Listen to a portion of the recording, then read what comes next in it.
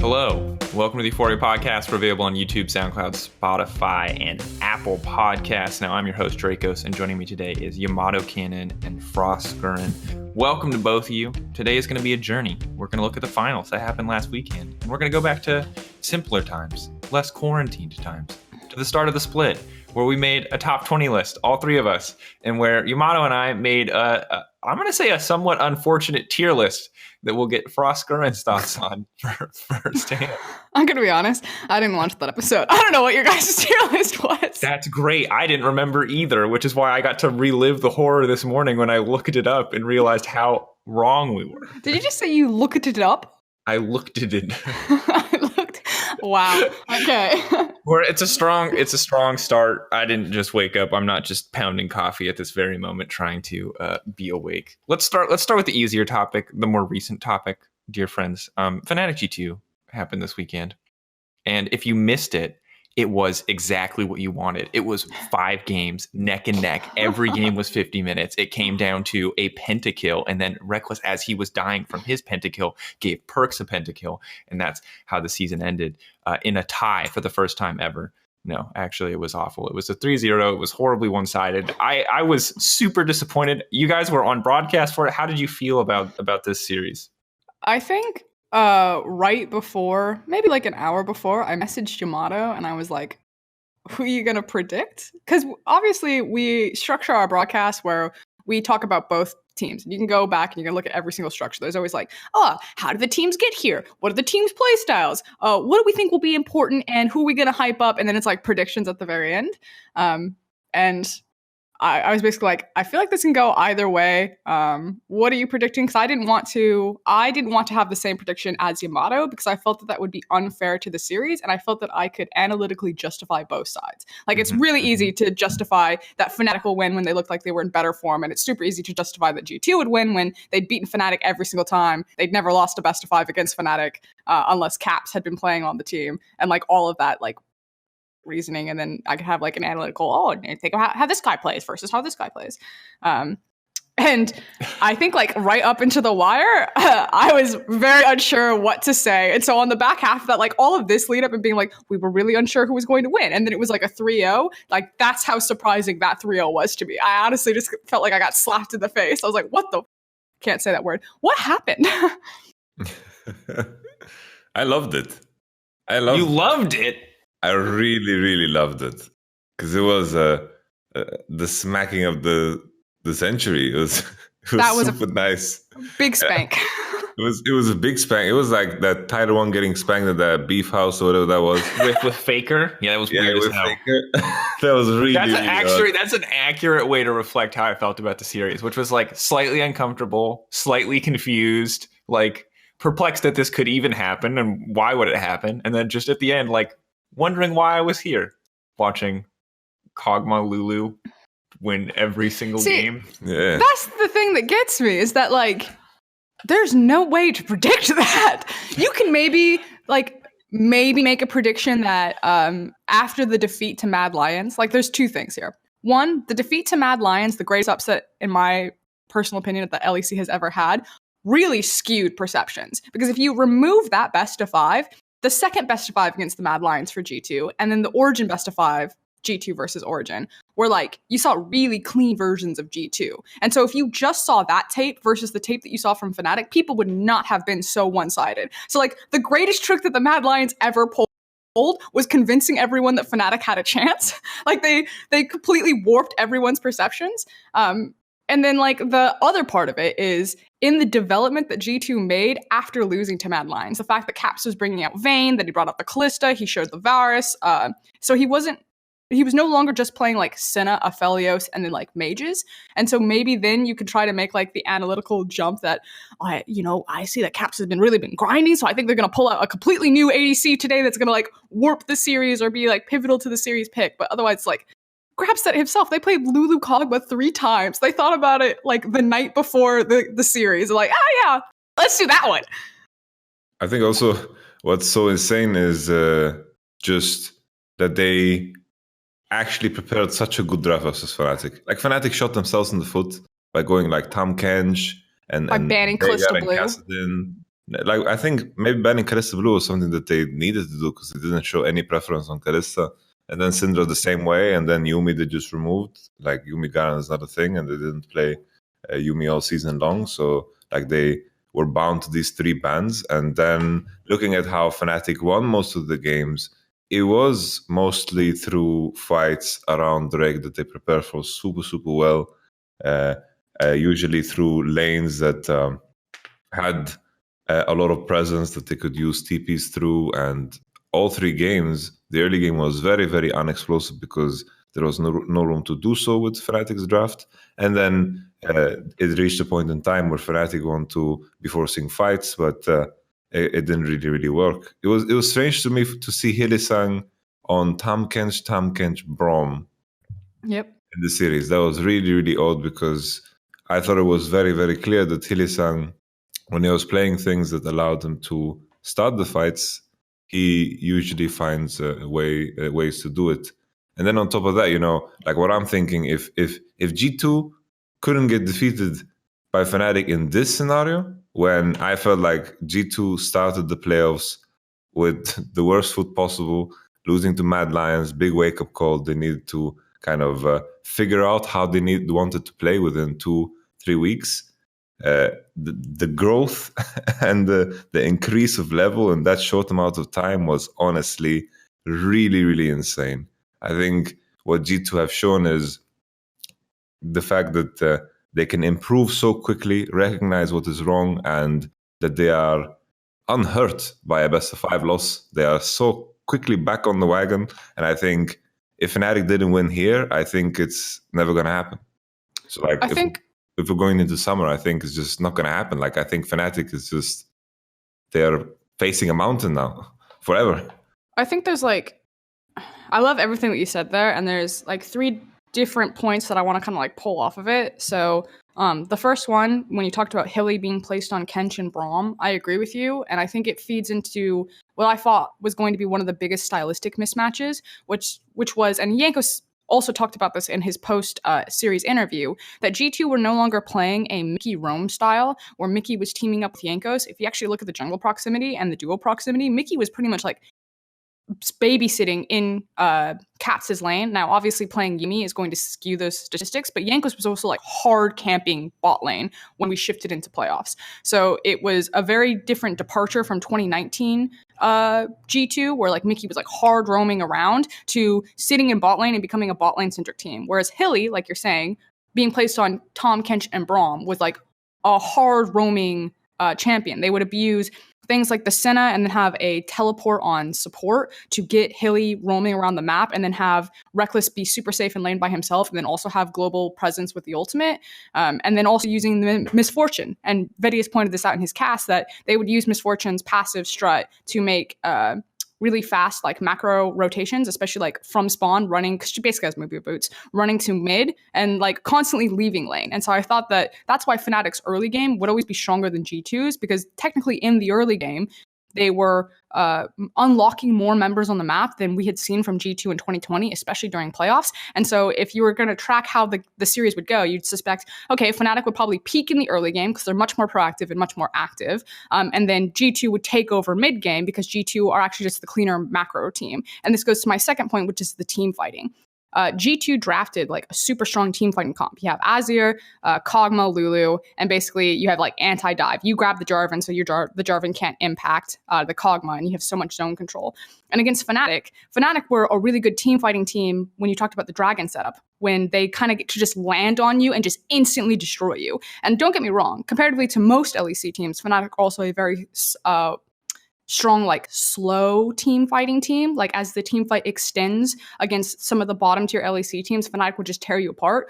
But against G2, they are not better at playing slow team fights than G2. G2 were the best in the league at doing that. I think it would be G2 and then I would say Origen and then Fnatic in terms of playing a really slow team fight. So it would kind of visualize that if Fnatic didn't get that that flank on you, that wombo combo with a Zac and a Rakan hitting you, and then the bullet time goes across, their setups were good, but if they ever fumbled the setup or if the setup didn't instantly kill you, Fnatic weren't going to win the fight. And I think that's the other thing that they need to look at in terms of cleaning up if they ever want to compete with G2.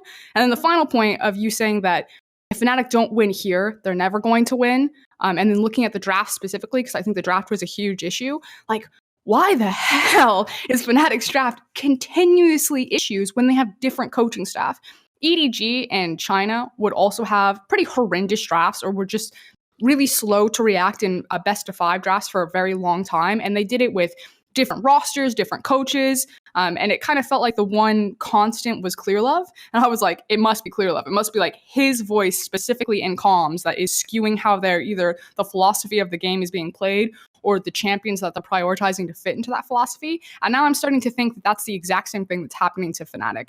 And then I can only go to the names that have been there the longest, which would be names like Reckless, names like Hilly, maybe even Whippo at this point, because they feel like they're really investing into him. So that would be my next question is, in terms of draft, because they've had Youngbuck and they've had Mithy, and I feel like Fnatic has had pretty strong opinions on draft philosophy or game philosophy, and then like refused to move them, like at Worlds when they decided to stick on the Garen Yuumi, and everyone's like, just get the off Garen Yuumi, play anything else. And this time around when they refused, I don't know if it was Nemesis's ego or like what it was, he tried to pull the Cassidy into the Azir before he was like, okay, I just got a blind pick it from blue side, but you know, not playing Kalista when we know that Reckless has shown Kalista, banning Yuumi on blue side when we know that Reckless can be an amazing Ezreal player. Like, yeah, Yumi's not great for Hilly, but there are options that they could have played these champions and not been so hamstrung on blue side. Because imagine if that series went the distance and Fnatic were forced on red, they'd be screwed because they'd have to, like, one of those power picks would get away from them. Like, they had to be blue side every single time because they weren't going to play Kalista. Yeah, they chose side every game. And they always chose blue.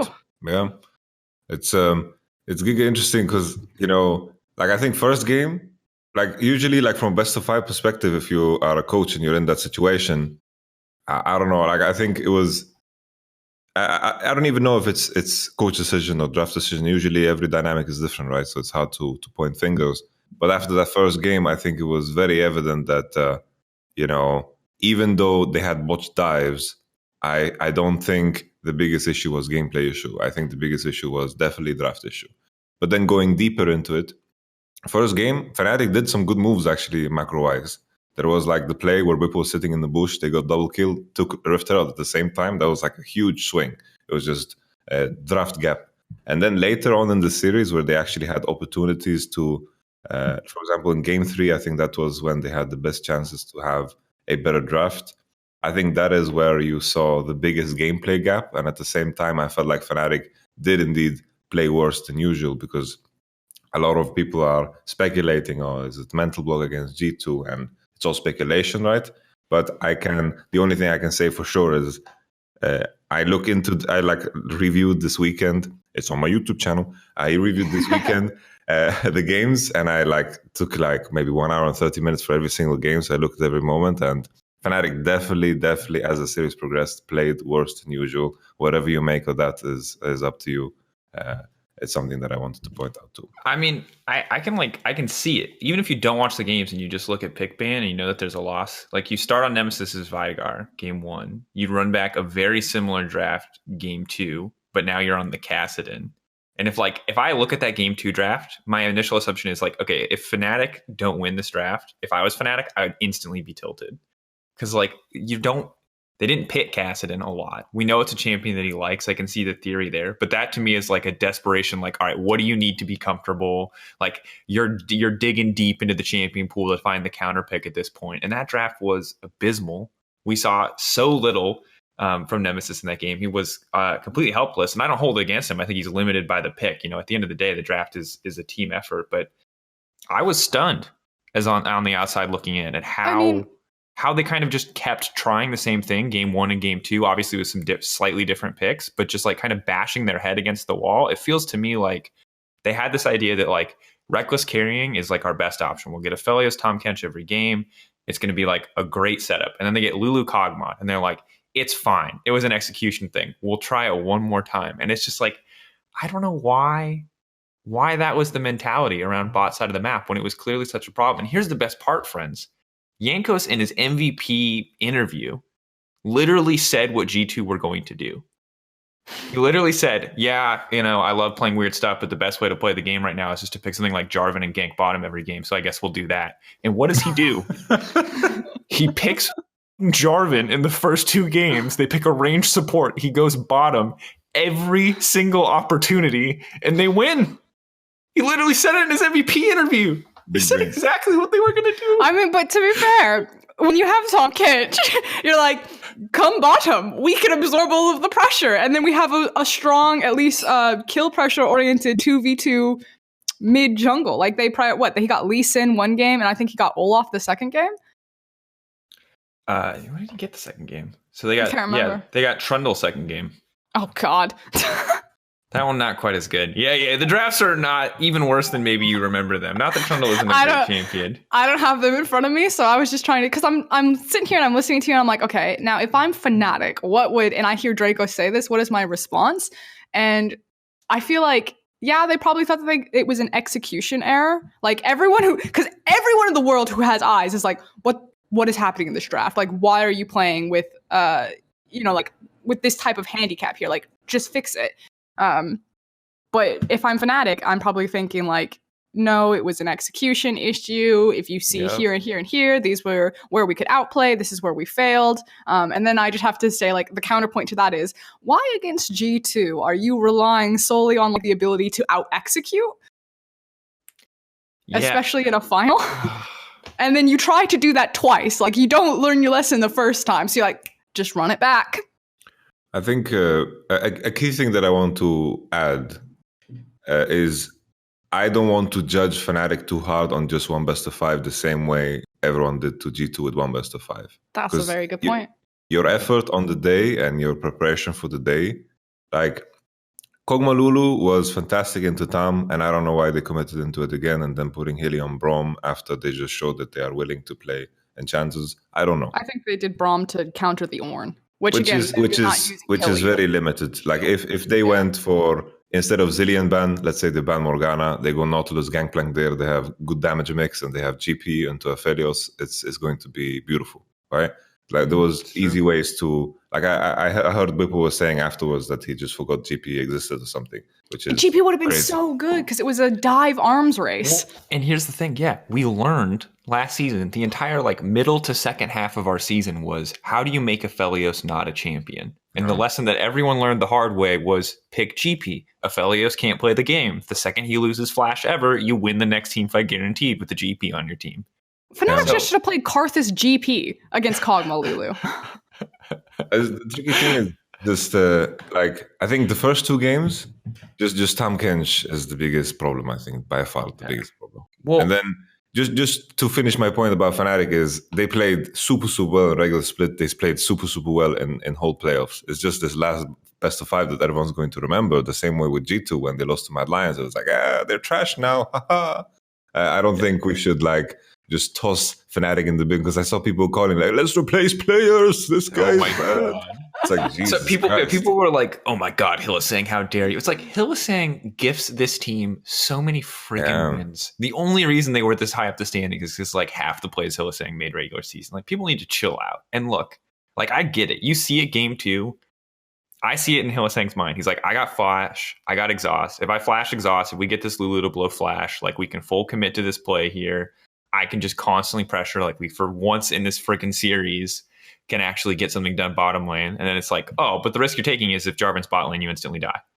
And he did it. He took that risk anyway. And was it like the wrong choice? Yeah. But like, I get that moment where you're slowly watching your team bleed out to the same crap that they lost to in the previous game. So I get it. Again, it's like the results-based analysis. Just because you saw them lose, then you determine that the player is bad. When like Hilly and Reckless, like we talked about in our series, Drakos, that this is the bot lane in the LEC. Like, Caps and Mickey definitely try to do this, but not as effectively as Hilly and Reckless usually do, or consistently, I'll say, is that they punish everything. Like, Hilly will always trade his flash for enemy ADC flash, and Fnatic will always punish that. So, I mean, like, I would prefer to have that type of mentality in players if I'm building a team, and have a Reckless and a Hilly, rather than see them, flash forward and determine like, greedy, terrible call, Hilly inting again. It's like, no, it was very clear what he was trying to do there, and you could totally see the logic of why it worked out. It's just on the day didn't work.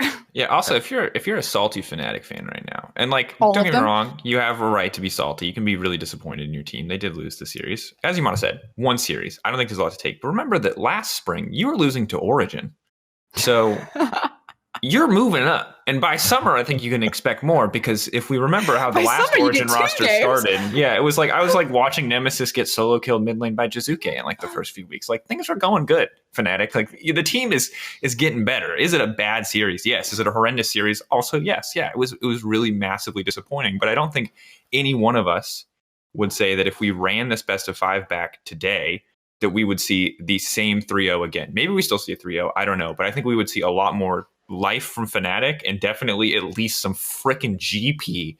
So I think we would get at least one more game. I think maybe even 5 games if we ran this series back just as is, with both teams having learned what they learned from the first one. I heard that's something too. Like, this was Mithy's like first final as a coach, to my understanding. Yeah, It was Selfmade, also Selfmade's first final. And it's just like in the conversations, and I'm sure Yamato can speak more to this, and he mentioned it kind of earlier that it's different for every single team, but like there's always like a dynamic that you learn when you go into draft, like what is the give and take from like player to coach, and like who's making the decision. Because I've been in plenty of decisions where I'm like, we should play this champion here because this is how it works, and your player's like, no, I want to play this champion. And then you have to weigh up whether it's more important to give the confidence and the comfort to the player rather than what you think is like the analytical like best way to play the game, or whatever your analyst is telling you. And you know, like that's a hard lesson learned. For all we know, Mithy could have gone back and been like, I'll let you guys play the Veigar, the Kassadin, and the Kench this time around. Or like maybe it's the opposite way. Maybe it's Mithy saying you have to play Kench here because we have to absorb pressure, when it could have been Hilly being like, no, give me the recon. But then everyone turns around and is like, you Hilly, like, why didn't you play like, and we have no idea. Wait, which I talked to answer it Fnatic could be. about this. We have to stop over dramatizing Fnatic interactions. But that's my because favorite sitcom. People start believing them. They're like, yeah, they must be swearing at each other all the time. It's like, no, she made the situation up. It might have also just been like, Hilly, I respect you as an individual, but can we please pick Tahm Kench? And Hilly being a good teammate is like, yes, I will pick Tahm Kench to support you, fellow teammate. Something that I've learned in my time working within best of fives is, you know, when you reach that point where you play like your finals or whatever you play at a point in playoffs, is everything, the whole dynamic that you've built with your players leads up to that moment. Because you don't get to test it in best of ones. You don't get to be like, oh, we tried this one game and then you have to pull in the leash. We had 2 moments in this in these playoffs where you really needed to like take a stance and, you know, like reel your players back in. We saw it OG versus Fnatic. They're like, we lost against Senna Zillion. They gave us an opportunity to ban it second wave. Let's not do it. Let's run it back and lose again. That happened. And to our eyes, it was like, yeah, this Senna Zillion is incredibly oppressive. The moment the mid turret is gone, like Zillion can just zoom around the map. There is no danger at all for him. Zillion with money is just he's living the good life. And then at the same time, we had now the Tahm Kench commitment all the way on Clog the Frog, and it happened again. And I think in those moments, as you mentioned, Frosk, it's all about like, what is the dynamic you've built up? If you can't reel your players back in that moment, then the dynamic you've built up is just a wrong judgment call. Oh, my cat is moving my camera. No, Cookie. What? So your cat's name is Cookie? Yes. Do you have 2 cats? Cookie and Muffin. Oh my god! God bless they're the cutest cats in esports.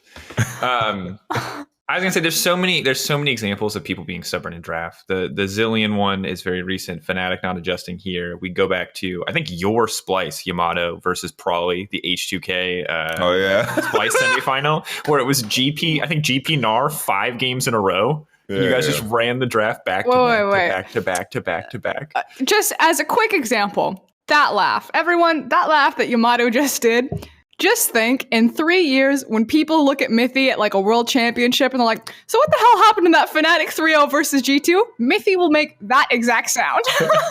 Mithy had that experience in NA when he didn't ban Hakuho's Thresh and got hooked, like chain hooked. Like the man was literally smurfing an entire series, and TSM was like, "We're not banning the Thresh. It's not a problem." Like someone's pride had to have been on the line because all logic pointed to just banning the damn Thresh. To be fair, we won. You did win. H2K. You did. And then against Unicorns of Love, we had 5 games of Shen against GP, and we won that series too. People were calling me crazy. But we won. You faith in your players. That's what we call it. Faith in your players. Faith in Wunder. Wunder. Twice. There you go. It's important to say the name because now, history proved you right in putting your faith there now that he's a top laner. All right. I mean, look, let's move on from this. We'll give Fnatic a break. I'm sure they've gotten enough attention, as we mentioned, from the rabid Fnatic fans. So kind of to round this out, the question I want to ask you is like, how much have your opinions on the G2 bot lane changed from this series as well as the Mad Lions series? Like, are you now a believer in? I was always a believer. I was like the person to AD carry. You were the believer. Yeah, I've had this argument so many times with Vedius in the car. Like Vedius will be driving back and he'd be like, I think they should swap him back. I'm like, they're not going to swap him back. Like, they think that Caps is like the greatest player ever, like, made in a petri dish, and they're like confident that he will learn how to play. We know his dad. We know he was, and his mom. It was made in the lab for them to win the world championship. It will not happen without Caps. So you got Wolverine. Exactly. Yeah. There's no way they swap him back. G2 just want to, like, even if they hadn't won spring here, I don't think that there's any way like pull the plug. Like, from talking to that team and seeing like their atmosphere and their work ethic, I don't think that was ever going to happen. I think fans being like, it didn't work in 9 weeks when we had like an unprecedented split where we had to go into online play. It's a failed experiment. Change him up. I'm like, unless they get relegated from the league, like I say you give it a full season. Why not? I think also like there are side benefits to it. G2 is by far and beyond super far ahead of everyone in 2v2 mid. Janko's Perks have a lot of history together and they figure out their early game issue. Last year, there was no early game from G2 most of the time. There was like, we kind of give the enemy a 3k gold lead, we give them hope, and then at 10 minutes, we smack you up. Now, they smack you up from minute 2. Fantastic. Which is, additional things that they've added to the weaponry. I think G2 now, over the course of 1.5 years with this roster, I think they are showing that they are actually learning and recognizing their issues as a team. And that's, to me, what is going to be so crazy coming into the World Championship, because I don't think they're going to do the same mistakes in terms of how they pace out, making sure they're not burnout, so they are peaking towards summer, boot camping or whatever. I don't know what's going to happen with the World Championship with the whole COVID situation. I have no clue. But in a world where everything pans out and everything's okay and we can go to the World Championship, I think G2 is not going to make the same mistakes as last year when they decided to boot camp in Europe and they practice against all these teams that are just wanting to learn from G2 because they are clearly the best. And then when the Eastern teams come in and they're like, oh shit, we just got 6-0'd by Damwon. What are we supposed to do? World starts in 1 week, holy moly. And then they just repair and they triage and they fix it. And then they manage to get to the World Finals. Imagine a world where they practice against good opposition from the get-go. G2 is just learning and adapting as we go. And I think there's a lot of other benefits to the whole Cap situation. I honestly was a believer after week 3. Like, Caps was smurfing. Caps was smurfing already back then. Like, he got MVPs. He was playing Senna beautifully. He was doing super, super well already. And then there was, once again, the perception of, he was inting against Misfits. After they went 6-0 and beat Fnatic, they kind of, I don't know if they practiced that week even, and then they lost against Misfits. Then all of a sudden it was the whole Mad Lion situation that happened later in playoffs too. Caps AD carry, oh my god. And then in reality, he was decent. Okay. Wait, no, I got a tangent. I got a bone to pick.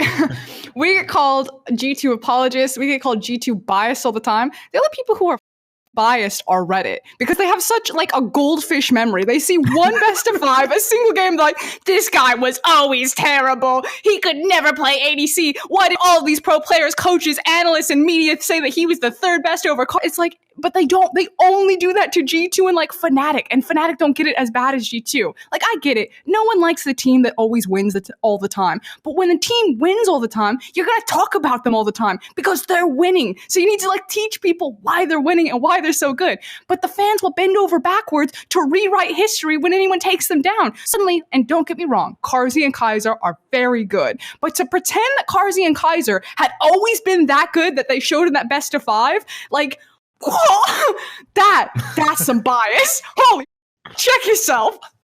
Froskurinn. Fiddlesticks, please calm down. Sorry, I really had to get that one out. You're popping off this episode. No, I respect it. I'm not going to get pulled into that whole discussion because that's just like, oh God, that's like fire I don't need to throw any flame into. But I agree. People tend to forget, like, I want to give praise to Carzzy and Kaiser because they did step up and they did show so much. But also for me, I was skeptical about Caps. Now, I'm not like, oh my God, Caps sucks. Caps awful. Like, I put Caps, I think, 3rd on my all-pro team vote. Like, I thought Caps was really good, and I know he's a fantastic player, even if I didn't always see it. Now, I saw that Syndra and Kalista game, and I got worried. So I'm glad that you guys always had the faith. I did not always have the faith. I was impressed by Caps, especially in the Mad Lion series, version 2. The Fnatic series, I don't think was like the most impressive thing, mostly because when I look back at every game-changing team fight, Caps stood still. Which is, great. That's what Cogmon does. But like, no, there was like that really critical team fight where Bwipo was on Ornn and he gets into the back line and Caps dodges the Ornn ultimate, or maybe Bwipo throws it the wrong way. I can't remember. The Ornn ultimate doesn't connect, and then Bwipo flashes and then tries to find the knock-up on Caps, and Caps is like Name in that team fight. He like takes like a slight sidestep. He's like outputting all his DPS. He's orb walking beautifully. Like, I understand that people are like, oh, yeah, he just sat down and like spit. Well, that was one team fight. That was just like the one that came was to the mind. I Baron was team like, fight. yeah, but Caps played that series really well. And again, the people who like be like, everyone's crazy G2 bias, how are they Caps apologists? They then go and vote him MVP like back-to-back series. I'm just like, what? Caps is a really good player, and just because he had one bad series doesn't discount it. Like, that's why it's so important. The like 30 people commenting. Yeah, I was gonna say the 30 people commenting that you're talking about, probably specifically from reading post game threads, are probably not the same X thousand people that voted Caps as MVP, right? Like, there's definitely like,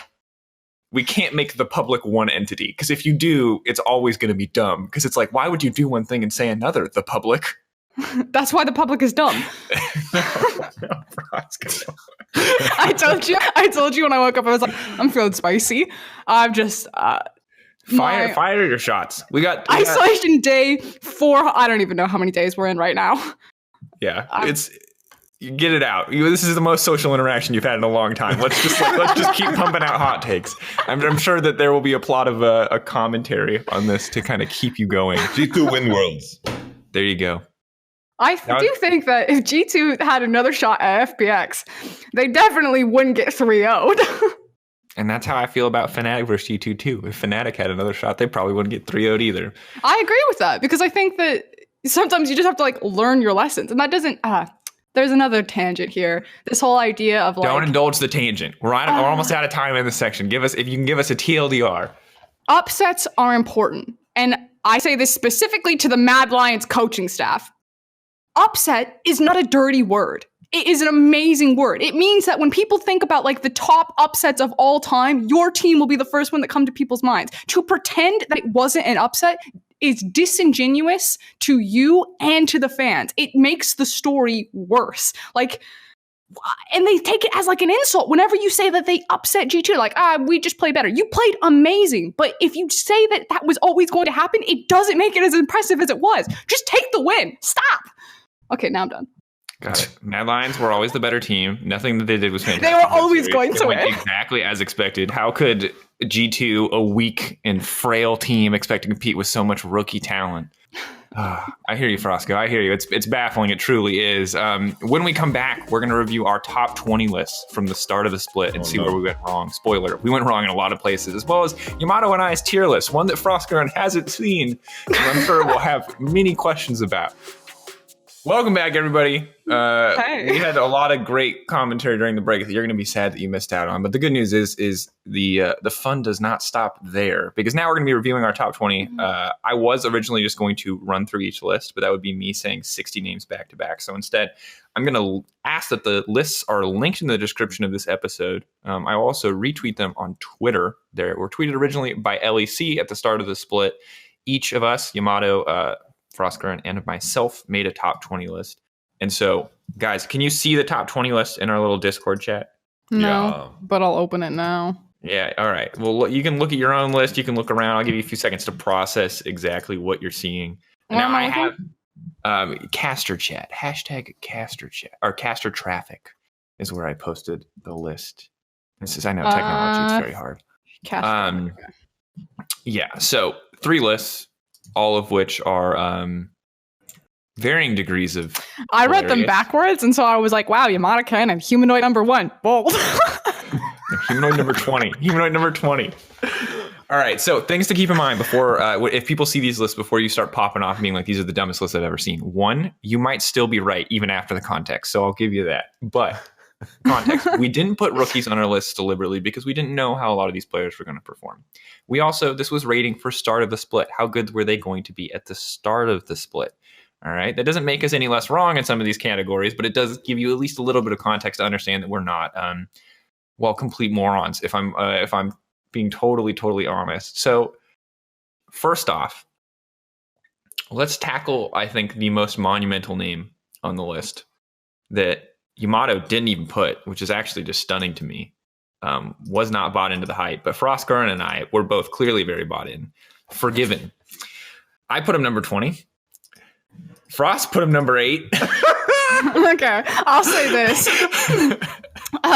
Shots fired. So I was doing my podcast with Veteran at the time, and obviously then I'm getting a ton of like Veteran just at me, and was a big fan of Forgiven, and I liked what I was hearing, and so I bought into it. So is that a cop-out? No, but that's actually what went through my mind. I like it. Blame shifting. But here was my thing. Here's my thing. Is I was like, look, Forgiven might be washed. It's possible. But I was like, but my other choice was Han Sama, and y'all know I'm not a big believer in the Han Sama at that Did you point, not even put Han Sama on your list? No, I think I avoided it. Yeah, God bless. Didn't even get him on my list. What? Rude? God bless. God bless. I don't think Han Sama's good. And I think Han Sama made top 6. 5 to 6. It's okay. It's fine. It's top 6. That's 30 players for Froskurinn. That's 30. That's not 20. Listen, there's a couple of names that I would cut before I cut Han Sama. For sure. But I'm just generally wasn't impressed. And so I was like, okay, Forgiven was the risky gambit for me, because I was like, he could come back and smack everybody and put everybody in the ground. And we were looking, I remember at start of season, we were hearing a lot about how Scrim meta was a lot about like lane dominant picks. There were a lot of hyper carries that Forgiven was like busting out his old like weird champion pool. And everyone, I don't know if this was just like from you talking to Veteran, but like from everyone that I heard like filming these opening ads were like, yeah, I heard that Forgiven was doing well, and that the thing that Veteran spoke to me about, which I was like, oh, that's actually really good insight, was he was talking about Forgiven's mentality and like how he learns the game, and how he would have confidence that a player like Forgiven could get back into form because of the mentality of how he trains about the game. And so I was like, okay, if I have a player who theoretically has just come off of military service and is obviously like passionate about the game because wants to get back into it and is trying to continue to play, and then people who have worked with him in close capacity are saying that he'll work really hard and that they think that he has the mind to figure the game back out. This isn't like saying that can get along with teammates and be like a cohesive team member. And then 3, like had the mechanical ceiling that we saw of like greatness. I'm going to give him the benefit of the doubt. 8, probably too high, but I was on the Forgiven hype train. I wanted to see it. Big 80 carry fan. And I was like, people have been talking up Forgiven to me for years. I wasn't in EU during Forgiven's big time. I had all of like the amazing LPL ADC. So I was like, fiddlesticks that European player. And I was just trying to I wanted to see it. I wanted Forgiven to be the 8th best player. And unfortunately, probably wouldn't make my list now. Probably. I think 2 key things I want to add on Forgiven is, sure, he had the military service and he had the whole break, and I think coming back after a break is it's unprecedented. No one has ever done that, so it was like a difficult situation. But what was confusing to me after H2K, like he had the military service for 1 year, as I understood, and then he had the crying interview, and it got delayed. But then there was like this whole like long period of time where Forgiven was just streaming, and he wasn't dedicating himself to the game. He had an opportunity to maybe try to join another team. Maybe he just didn't accept the offers that he could have, because in the end, his break was way longer than it needed to be if he really cared about competing in the LEC. So that was the only part that was confusing to me, because sure, he had the military service, but 2016, 2020, that is a huge chunk of time. That is way more than 1 year. Yeah. I would just... you could make these. I agree with the point. You could also say that maybe teams didn't want to take a chance on him after the reputation that followed him around. Or he was just not happy with the offers that he got. He wanted to join G2 or something.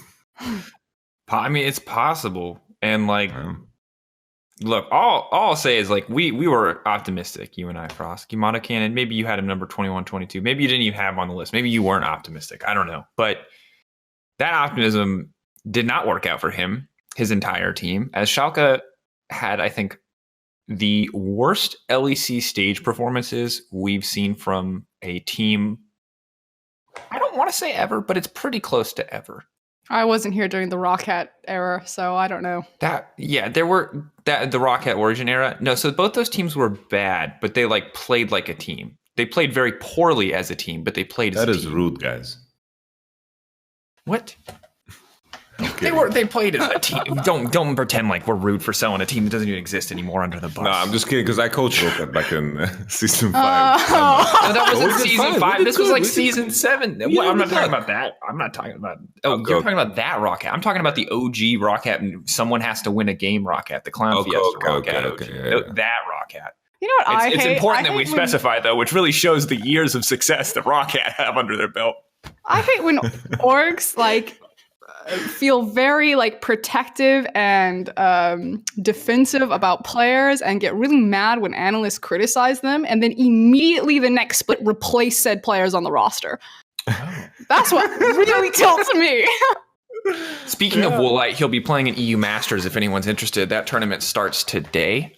So if you're it's yesterday technically when this episode releases. So we'll follow up on that one. But yeah, I don't know. This Forgiven thing bombed. Those guys didn't play as a team, and it was really sad. I'm happy that Schalke pulled it together, but this the Forgiven experiment was a bit of a meme at the end of the day. Where'd you guys put his number 1? Oh, I think I put Jankos, which God bless, MVP 2-time back-to-back. I put Perks. I can respect the Perks. Jankos is really far down in your list, though. Oh my God, you put Cabochard so high. Yeah. Biased. I think similar to veterans' knowledge of Forgiven's work ethic, Yamato knew that Cabochard had an in him to carry. I was biased towards Schalke, and he was biased towards Vitality. To play. He didn't have that knowledge at the time. He thought Vitality were going to get their ideal starting roster. He thought Vitality, everything was going to come together. I don't think that's what he thought. My mistake was not learning from the Mowgli mistake. Basically, Mowgli had something in Africa. Basically, he had 3 sub-junglers right behind him, threatening him for his position. He had these players that would push him in a way that he didn't have in Vitality, so his performance dipped in Vitality. Same thing for Cabochard. I had high expectation for Cabochard, but he didn't have the key pieces. I was on the broadcast team. I should have known. You're thinking of Yamato Cabochard duo. Yamato Cabochard duo was number 6 on Yamato's list, not just Cabochard. Yes. That's the context it's missing. On some of the other more interesting names, I think is Xerxe. Yamato, you had him number 5, Frost number 7. I put him as number 11. I feel like we were this is. I don't know about you, but in my eyes, I was like, this is the split of Xerxe. He's fine. We were all like, he's finally on a team with that's super stacked from the start. And I feel like that just instantly crashed and burned. It didn't crash and burn. Origen. So here's the thing. And this isn't a dig on Xerxe. Yeah. The biggest upset is the fact that Origen didn't get a chance to prove that they were better than Mad Lions or worse than Mad Lions. Origen looked at the loss that G2 took to Mad Lions and you fiddlesticks us. We were supposed to be a 3rd. And now now we don't even get a chance to prove that we're third. We have to take the L and take fourth. Oh, that's so true. That's the actual best of 5 we were denied. We were also focused on G2 Fnatic. We forgot about OG Mad Lions.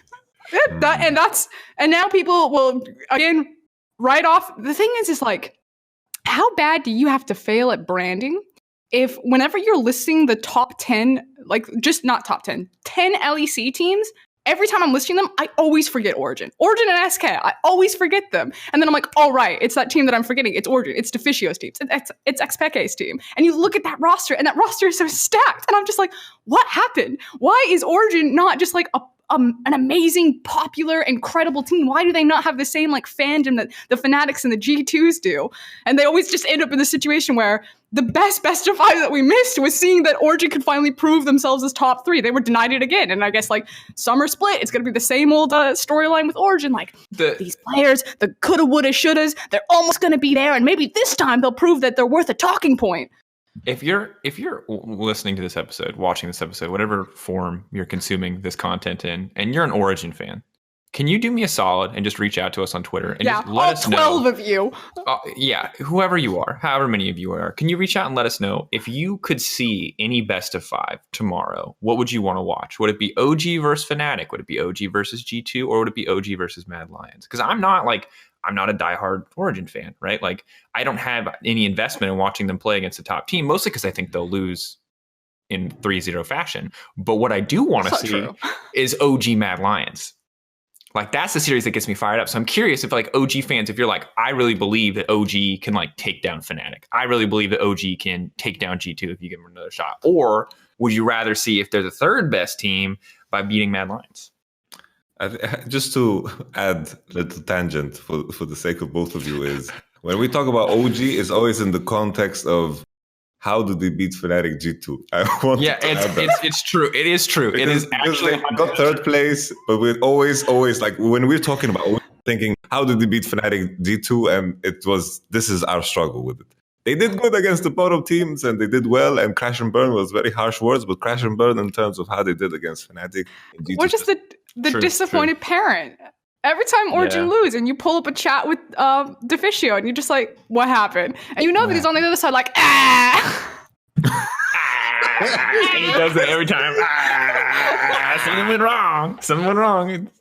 What do you do? To add to your point, Frosk, I think the reason why I think OG play in a very boring way, and if you don't win championships playing this boring way, then no one's gonna remember. It's like, I don't know, like the best example I would say is Jose Mourinho. He won a lot of championships, but people were like, he's just parking the bus. They just play counterattack football. They have like 11 players defending. And it's like, what is this shit, you know? That's how I'm going to describe Origen's playstyle this summer. They're just parking the bus. Yes. And you see them with like scaling comp. They have like a 2K goal lead at 10 minutes. You're like, they just got to parallel park this. It's just going to take a while, but eventually it'll line up. and here's the other thing, and this is my shout. Like, if OG fans or the org are tired of us comparing them to Fnatic and G2, then do something. Yeah, well, or then just be like, if you want us to consider you a mid-tier team and just like praise you like we would a mid-tier team when you beat Misfits or Rogue, other mid-tier teams fighting in the middle of the pack, we'll do it. I would be glad. Muffling your players. Like, they have so many great personalities on that team. The coach, Andre, is hilarious. I know that those players are more than, like, think about any interview that you've ever seen with, like, Origen. Think if there's, like, any personality that you can attach to as a fan. I'm like, what is happening? I've seen that personality from those players when they were outside Origen, so I have to suspect that it's the org. Like, let them loose. Give us access to them. Like, I want to hear Andre pop off more. I loved it when he popped off on Ender. That was like the most excitement. That was the closest series that I've seen Origen ever fight, was Ender versus Andre. Okay, that's messed up, but that's so fantastic. All right, Frosk. I'm going to move us along because we're getting caught in the weeds, and I love it. And I think it's if I create content. So many different like inflammatory things, this episode will bang. Just pick your clickbait title. I'm just going to say, just pick your clickbait title is the title.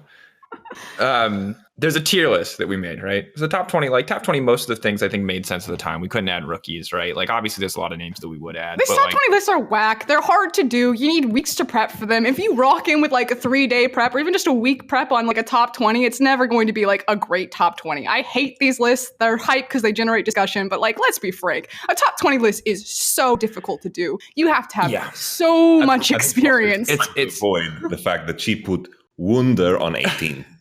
Oh my gosh, she did. I forgot you put Wunder on 18. To be fair, 18th best Soraka player in the world. Maybe. God damn. God. Yeah. Anyway, they generate discussion. This one generated discussion. I call it mission accomplished. It just generated another X minutes of discussion as we went over it here. Yamato, here's the other thing that we did that also was probably about generating way discussion. Worse than this 20. Yeah, way worse. What did you guys? Here, I'm gonna put read it it in off. the chat. Drop it in. Let me see what this looks like. It's in the chat. It's click on the screenshot of the script, and you'll see the in the bottom. Okay, I keep reading things backwards. So first, when I first read SK, I'm like, that's generous. Yeah, so it's D. Okay, so I'll recap for everyone listening at home. Once again, we'll get a link in there. We'll put it in the description so you know. This is the start of Split. This is expectations going in. I don't even remember what our conversation was, but just to clarify. The only person fooled by Schalke. SK, D tier, C tier, Vitality, XL, Mad Lions, and Misfits. B tier, Fnatic. A tier, Rogue, OG, and Schalke. And S tier, G2. You guys were actually pretty close. I think if you, because again, this was supposed to be for start of the split. I think if you just swapped Schalke and Excel, that you actually would have been right on the money. Goddamn. I was so convinced though. Me and Yamato were so on the Schalke hype train. We were like, go ahead. The biggest deception was we heard so much scrim rumors. I know, right? But then it turned out that the bad teams were screaming the bad teams and spreading rumors about the bad teams and how good some of the bad teams are, and the good teams were screaming only the good teams. There was like 2 scrim bubbles. Oh no, it's so true. All I kept hearing about Misfits was they have no right to be as good as they are. And I was like, that doesn't tell me anything about Misfits. Like, where do I put them then? So to be fair, this is so funny because people hyped up Misfits too, and we didn't buy into that one. And then on week 1, we were like, oh, thank God we put Misfits C tier because they just had that abysmal week where like I think Razork was just choking from stage pressure because he just like actually fumbled every mechanical play imaginable. And then after that, they 7-0, right? We're like, damn, we had this like brief false hope that we're like, at least we got one of our scrim rumor predictions right. Hashtag start of the split. Yeah, I think you guys are fine. Like okay, so let's say if this is first 3 weeks of split, I think if you swap Excel and Schalke, and then you bump Misfits to B tier, and then like for start of split, Fnatic actually did start relatively slow. They lost to Origen, and they were kind of like figuring themselves out. It wasn't until the back half of split that Fnatic really started to ramp up. So I don't actually mind seeing them in B tier. I think you maybe, depending on what footage you're looking at, maybe you try to bump them up to A tier. But I actually don't think that you guys are like way off. Thank you, Froskurinn. Like Origen came out and beat Fnatic. Rogue were a really strong team at the start of the split. Misfits and Excel were kind of the big... Misfits, Excel, and Schalke were the big surprises for everyone. Schalke for how crazy they bombed. Misfits for like how suddenly they spiked. And Excel for actually being a competitive team until everyone else decided to learn how to play the game around them. And Excel like stayed the same for, 20 weeks straight. Yeah. So speaking of that idea of staying the same, I have a question for you guys. I was trying to think about like which team I found... like which teams I was really excited about at the end of the split, like how much my perception changed. And on that subject, I arrived at Rogue, right? Because I look at Rogue at A tier here. Do you remember at the end of last summer when we were like, oh my God, how great are Rogue? And we've talked about this. Do you think Rogue, this spring split for Rogue was like just very disappointing overall? No. Really? Because I feel so, because I felt you just really have that feeling because they play like Origen and no one likes that play style. Like, if Rogue played like Mad Lions or Misfits for where they finish, you'd be like, I'm really hyped. We have these exciting teams like Mad Lions and Rogue, and how far can they go? But because Rogue play like Origen, everyone's like, man, I'm gonna know. Like, you're definitely right. Like, there's a part of it that it's always like the flashier a team plays, the more hyped I'm going to be for them personally. But I also just think it was like I thought they were third at the end of last season. Like, they looked really good, really clean. And now I just feel like they haven't gotten better. And that makes me really, really sad because I actually had a lot of hope for this roster. And I didn't believe in the Hans Sama hype train. But for the first, like, the early weeks, it really looked like this team was going to, like, take off and dunk people. Hans Sama was picking Draven. It was, like, super hype. And then I just feel like nothing came from that.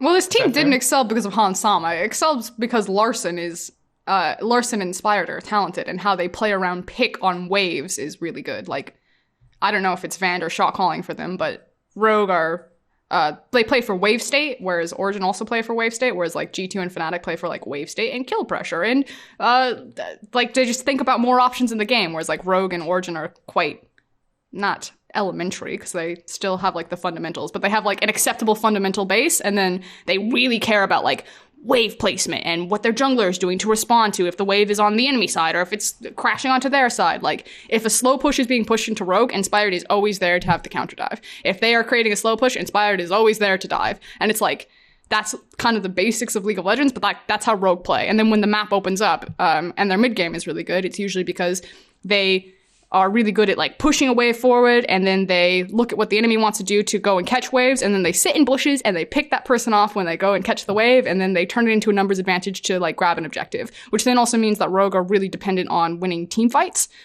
to like move the chains or to like push the game forward more, and they don't necessarily use the same like pressure control that G2 and Fnatic do, where like they have certain item breakpoints, they know what their champions do, they know how like skirmishes work, and then G2 and Fnatic like control areas, and then if you try to contest them, they just hard punish you. Like, Rogue and Origen don't play that game, so they just don't think about it. Froskurinn, are you happy with there? All right, here you go ahead. You mind your sorry, I just wanted to say, like, my biggest issue with Rogue and also Origen with the way they play is they went into every game.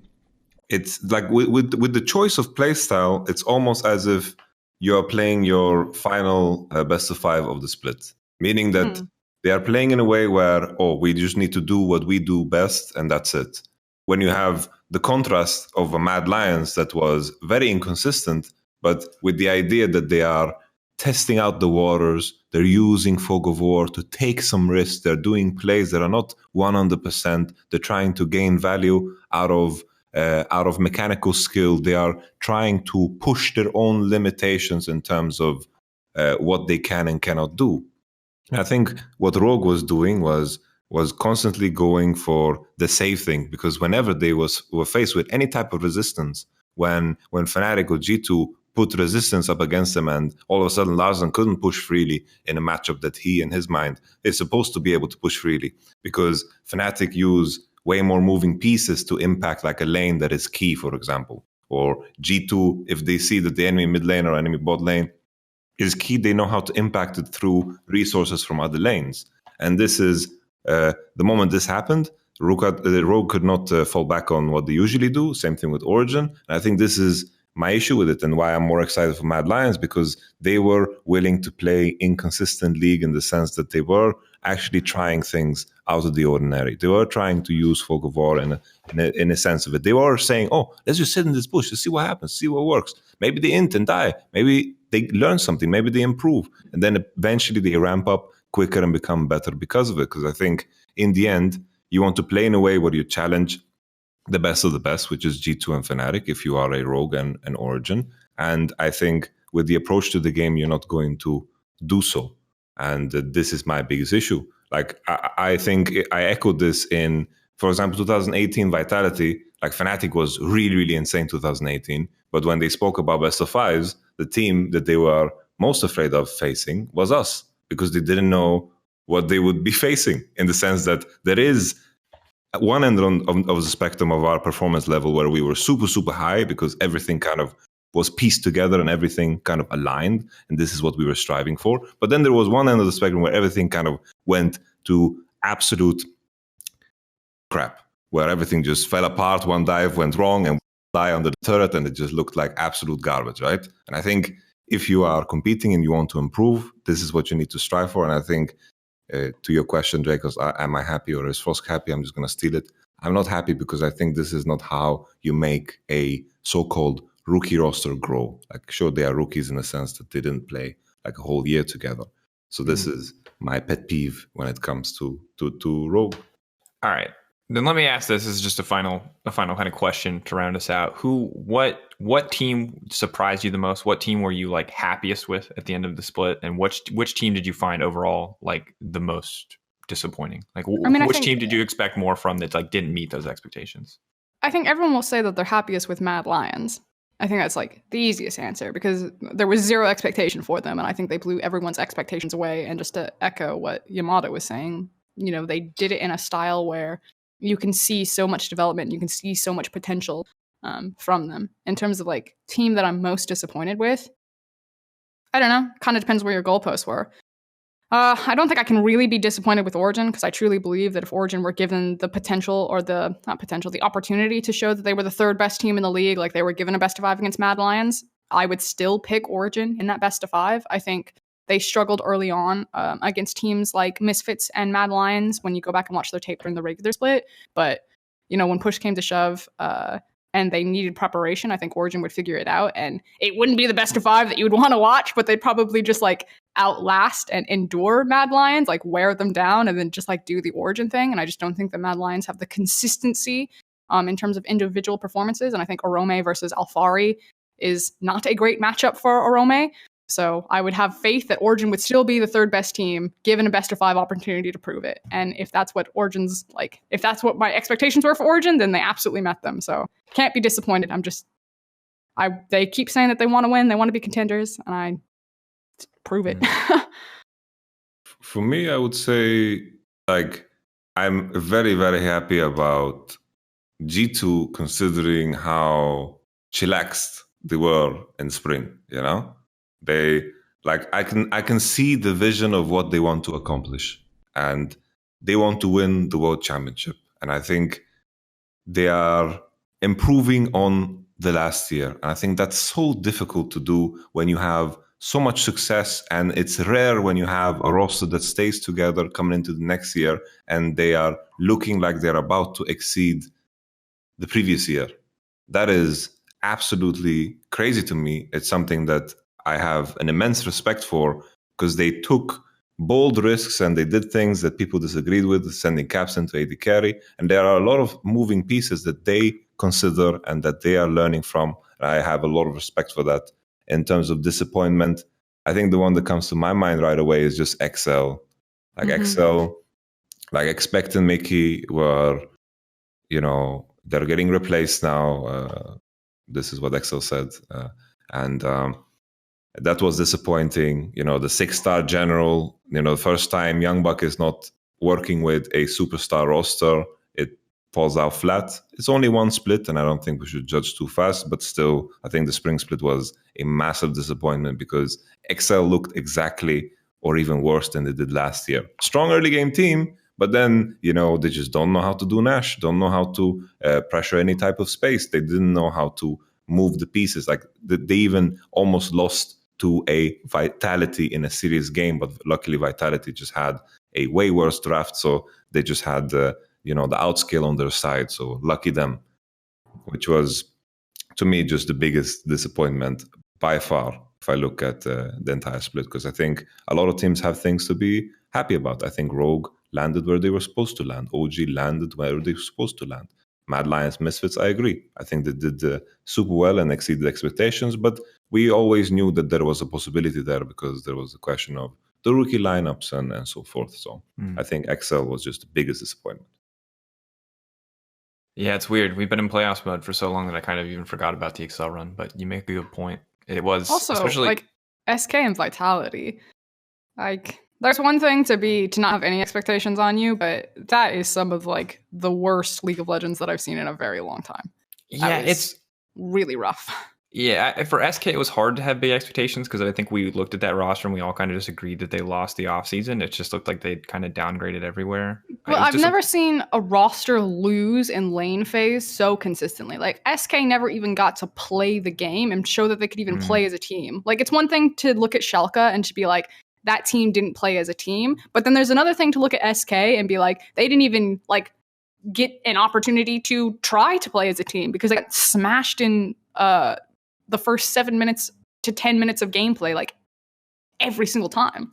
SK was just a self-made ad. Yeah. Basically. Yeah, so that one was hard because I didn't expect a lot. And Vitality, I think I like gave the benefit of the doubt to because they had so many roster issues, right? Like trying to get Melitza in, not getting Melitza in. Maybe Melitza was going to get in. Okay, we still don't have Melitza. What do we do? How do we adapt? I don't want to call. I almost don't want to like. For me, it wasn't like they just didn't show us anything, right? Like SK, we had very little expectations from her, so I just, I'm not disappointed. I'm just like, meh, just like make some roster. But the thing is like, think about that statement. SK made playoffs in their return to the LEC, and like, yeah, you can say that they had self-made, and so you make the joke like that was a self-made ad, and like hard carry. But to lose a single player and then to replace him with a 2-time MVP jungler, and I think that the idea was that Trick would be able to puppet. Like you have Trick's brain just puppet everyone on SK, and then you'd find at least like mediocre success, but to completely collapse, like the game plan, the experiment, whatever it was, just didn't pay off. And like, do not get me wrong. When I say things like Vitality and SK, I think people will think that I'm only thinking of the players, and the players definitely have to share some of the responsibility. But I went in on Vitality. Like that is also a huge like support system, coaching staff. Like it's not even just like naming Duke as like the coach and putting the blame there, but like the whole org, like the whole system, the formula that you are building in and you are supposed to create, like set people up for success is like the word that we use all the time, right? I don't think SK or Vitality set up their League of Legends teams for success. And it shows because they absolutely crashed and burned. And that's not saying go and flame Seiken for filling in mid lane and not playing well. It's, what the fiddlesticks happened behind scenes that that had to be your only option, and you kept having to like run it forward like that over the course of 9 weeks.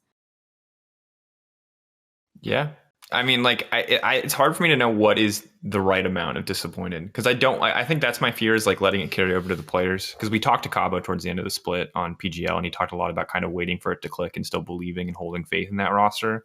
And well, players are just like the weapons that you have, like, and yeah, for sure.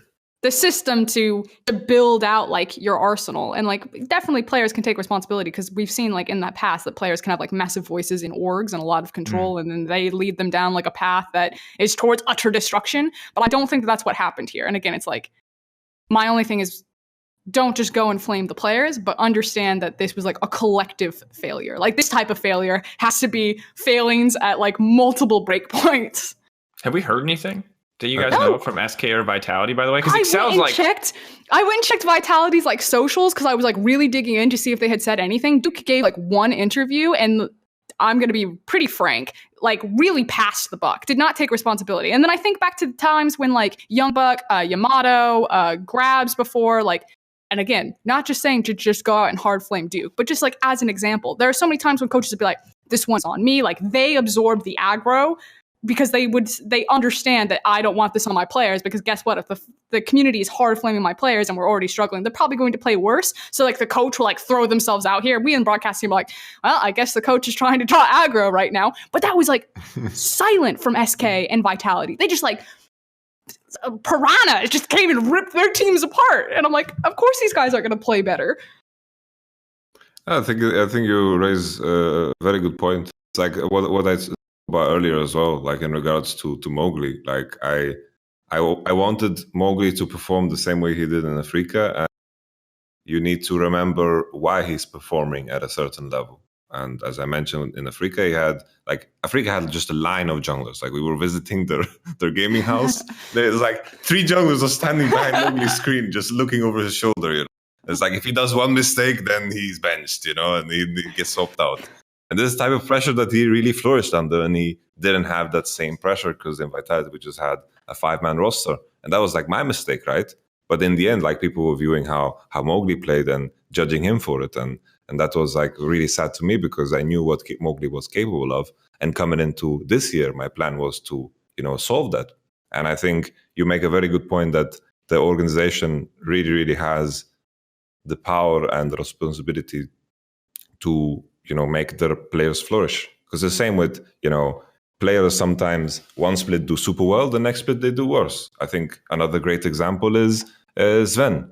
He was in TSM, looked worse, and then people were even arguing like if Sneaky if it's a downgrade between Sneaky and Sven, which to us that have watched Sven play at the highest level is just a complete meme. And now Sven is dominating, and there is a big gap between him and any other AD carry in North America. And that is because the C9 engine does so well by their players. And I think that's another proof of it. I also think and continuing with like the North America example, I see this all the time whenever North America fails at international, or just doesn't live up to the fans' expectations at international events. I don't personally think that North America like absolutely fails every single time. It's just like, you got to figure out where your goalposts are realistically. And everyone always blames the players. I know it's hard to like separate the players from the orgs because so many of these names have been with these orgs for so long, but like it has to be a shared responsibility. At what point are people going to stop going, WTF double lift, why didn't you flash? He never flashes. This is always his fault. And be like, WTF TL? Like, you've had how many runs at this? Why can't you get the superstar roster to do anything? And it's like, they have to be included in that conversation. You just can't keep ragging on these players every single time because we know that these players are great. But if you keep putting into a system where they're all spec'd wrong, if you think about like an RPG, you've got like someone like Double, if you put all of your points into, I don't know, intelligence and spirit, like instead of attack damage, and then you just run in, you get blown up every single time. And I think that's what the issue is. And that always baffles me that no one will put the orgs on accountability. Dang. And orgs just hide behind the players, and they're just like, it's fine, we'll replace them, and people will forget about it. It's like, well, you keep making terrible decisions. It's just like, I think C9 is just the greatest example, because like they seem to do so much with less, and this was a year where they had like an even number in terms of like player strength, and they just outperformed out the wazoo, and like for me that's just credit to Reaper and the staff in general, because they get so much out of their players. Like when they got to semis, was it semis? Did they get to semis? They got to semis. They beat the freaking quarters. That was even in that roster. Like, it was the Fnatic C9 game? Yeah. And even with that, the roster was not that insane. The roster on paper was not that insane, but they managed to do so much. Like they beat us twice. And I think on paper, my players were better. So I take that failure upon myself. So yeah. Look, what I'll say is I don't know a lot about the behind the scenes stuff. I think my perspective there is limited just because we don't get to see the inner workings, especially the business side. It's not something that people are very public about. And each one is different. Like that's the other thing. There's no like set standard of how every team works behind the scenes. But then that's also usually why you can make a pretty good estimate about which teams are a complete mess behind the scenes. Because guess what? Those teams are the ones that sit at the bottom of the standings for 6 splits in a row. Dang. All right, Froskurinn. I wasn't looking to give you another opportunity to pop off, but you find every opportunity. And respect to you for that. All I was going to say is shout out to Jack, shout out to C9 as an org. I think they are a great example from a public perspective. Who knows how they run behind the scenes, but it seems like they've got their stuff together. So shout out to them. Congrats on the dominating split, and always good to see Lord Sven return to form. But we'll wrap here. I think we've gone down the rabbit hole. We've jumped in and tackled a lot of topics I didn't expect us to tackle. But SK Vitality, if you're listening to this, give us something to be excited about next season, please. That's the final request. And as an update, earlier this split, Yamato and I, we bet on who would win Rookie of the Split. I bet Carzy, he bet Shadow. We were both completely wrong. The stakes were never defined, and we had kind of a plan, but it had to get pushed back due to the ongoing COVID situation. Not like you haven't heard that one before, guys. So sorry, obviously. But both of us lost, and that means our producer gets to essentially pick what is going to happen for us. And he is cruel and malicious and an excellent producer, and we love him so much. And he would never do anything to hurt us. I swear he would never make us do anything embarrassing or terrible. If you're listening, Depa, but he gets to pick what happens to us. So we'll find out what happens there in the end. Thanks, Frosk, for coming on for this episode, and absolutely popping off on literally anyone you were presented the opportunity to pop off onto. I liked it, Frosk. It was a ferocious performance. Most certainly, you're gonna get some comments. I have to be what do you call it, Yamato? Snake oil salesman for like so much of the split, where you just like have to say good thing, billboard for player, and like don't get me wrong, I really love telling the good stories of the team, but when I'm at the end of the split and I'm just like, I can only go 9 weeks pretending that everything is fine on that roster, when behind the scenes I'm just like, figure your shit out, like what is happening here? And so now I'm done. We're at the end of the split, don't worry, by the time summer rolls around, I'm sure I'll be like, And the thing about SK and Vitality is they don't have any expectations, which means all the pressure should be off. They made this roster swap, and we're super excited to see what they do. Good luck, guys. And she does it again. Take us home, there Drakos. we go. Thank you for watching this season of the EUphoria Podcast. This is our last episode for the season. We're going to be taking a short break for a few weeks, but we will see you at the start of the summer split. Woo! Thanks for listening. Thanks for watching. Woo! Woo! It's the end. Be actually excited for summer, Drakos. I mean, right now I'm excited for EU Masters, which started yesterday at some time when you list this. I'm casting the first series with Foxdrop, which already happened. This is so weird because it's getting released tomorrow. So watch EU Masters. It's hype. It's where the new stars come from. It's where we can see where Vitality and SK will poach their new rosters from. It will be a good time. Come watch it. Leader's playing. You guys love Leader? All right, we actually just call it LEC tryouts. LEC tryouts. Come watch LEC tryouts. It's hype. It's like scouting grounds, but with actual stakes. Woo! All right. Yeah. So thanks for watching. This has been EUphoria. This is the episode where we flame everyone. Hope you enjoyed it. Bye.